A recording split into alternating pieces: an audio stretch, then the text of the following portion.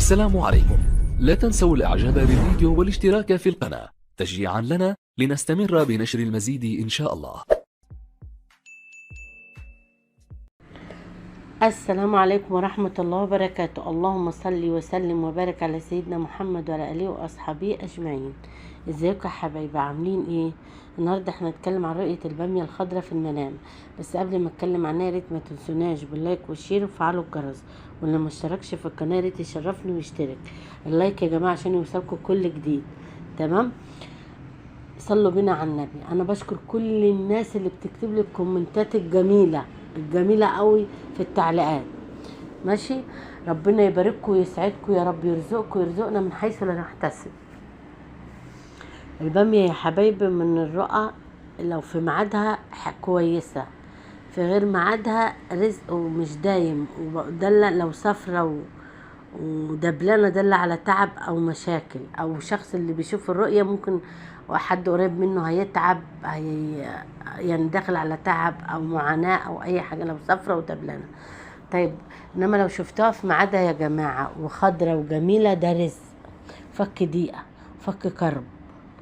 تمام. اما لو شفت ان انت الست المتزوجة في الارض قدامك وفيها بامية او انت بتجمعي البامية، ده رزق، ورزق هتاخديه بايديكي، ورزق يكون سريع، ميراث، حاجة كويسة جايالك عشان من الارض. تمام. طيب لو شفت ان انت بتشتريها برضو، ده رزق، وانت رزق وجايلك، يعني انت اللي هتعمليه بايديك، هتستخدميه، يعني هتصرفيه بايديكي وهتستلميه بايديكي. تمام. طيب لو شفت الست المتزوجة ان هي بتقمع البامية، دي بتدل على ان انت حكيمة في بيتك، عندك حسن التصرف مع اولادك ومع زوجك. دي البامية اللي هي الخضرة الكويسة. تمام.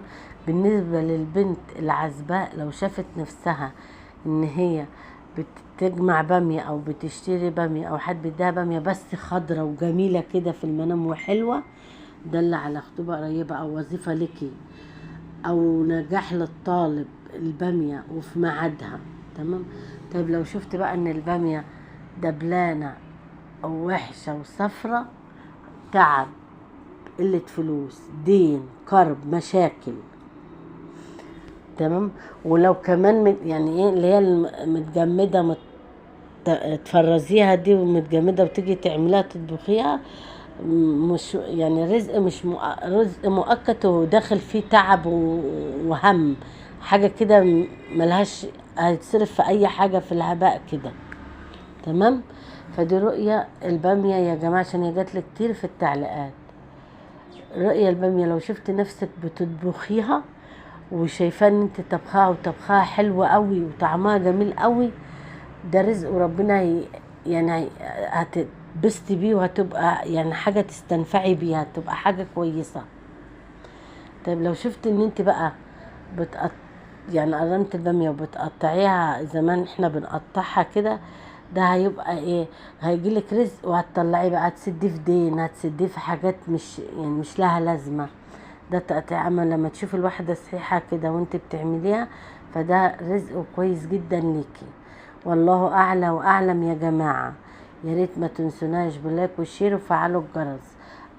انا اي حاجة بتكتبها لي بعمل لكم بيها فيديو على طول، عشان بعد كده لما حد بيكتب لي اي حاجة وعايزة، انا برد عليك في التعليقات وبعمل لك بيها فيديو كمان.